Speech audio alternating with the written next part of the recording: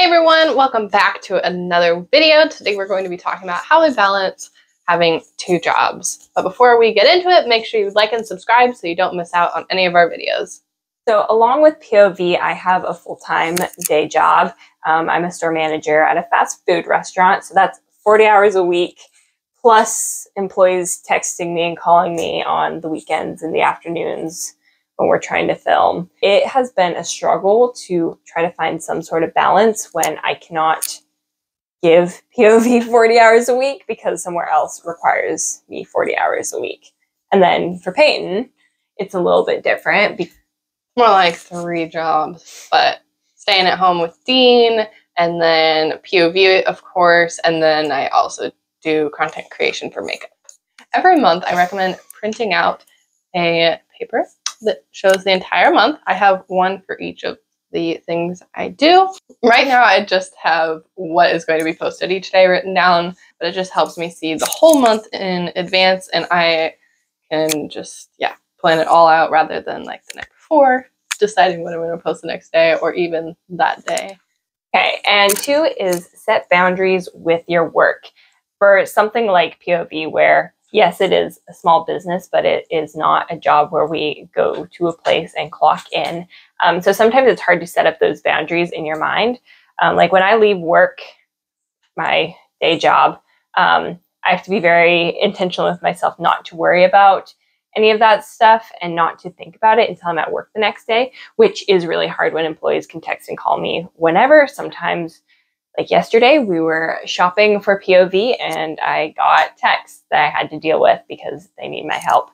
But when possible, with your small business, really being intentional about the time that you're working on it, you are focused on it. And then when you're done, you are hanging out with your family, you are hanging out with friends, you are not thinking about work anymore, even though normally you are doing those jobs in your own home, in your own space, and it's a lot harder to make those separations. You just got to be really intentional about saying, nope, this is the time I've set aside for this business, and now this is personal time. My next tip is to batch out your content.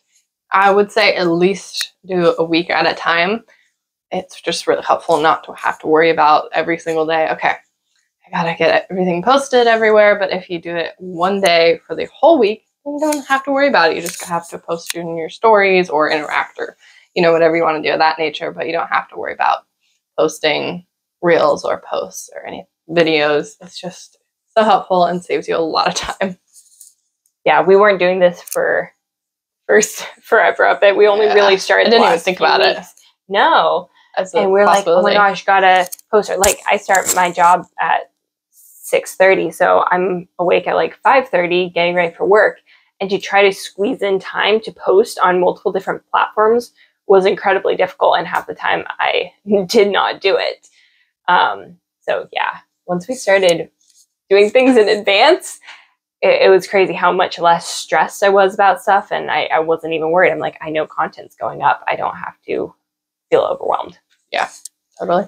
Another great thing to do to help save time is to set a time limit for each task you're going to do. Say you're going to post 4 reels, set however long you think it's going to take you, and don't spend any longer than that. If you don't set a time limit, then I tend to spend all day doing that one task because I will jump around, do other things, scroll on my phone, blah, blah, blah, and then it takes 8 hours to post 4 reels. So set a time limit and stick to it. Lastly, be gracious with yourself, especially when you're juggling multiple things, like being a parent along with multiple jobs. Like there's gonna be times where life happens, where you get sick, where family members are sick, and you cannot show up for your small business. And that is okay. Like at a day job, you can call your boss and say that you're vomiting, that you had to take your kid to the ER, and have a sick day. And it sometimes feels like you can't do that with your small business. You have to constantly show up online. You have to be there in your stories. People are going to forget about you if you're not posting something today. You're not going to stay relevant. But you can take time for yourself too. Like it's okay if life happens. You just got to be gracious with yourself. Like we went through a really rough 2 weeks where we weren't showing up at all. And then first day back posting, we sold something and we got all of our to-dos caught up with a hard day of work. And we're like, okay, it's okay. Like our business was still here. We just had to do some hard work to get back on track, and everything was okay. But that time off was definitely needed because, yeah. If you're vomiting sick, there's nothing you can do about it. You're not going to be beating yourself up about it. Actually, I think I did post help. one thing, and it was rough. Good on you. Thank you so much for watching. As always, we'll have a new video up next Monday and Tuesday, and we'll see you next week. Bye. Bye. Bloopers. Bloopers. Oh, do we want to give an overview of what our two? My first tip is to print out your month each month. Print out the month. Sometimes I just don't know what I'm saying, and words coming out of my mouth until I get to the end of where my thoughts have thought, and then there's no more thoughts or words, and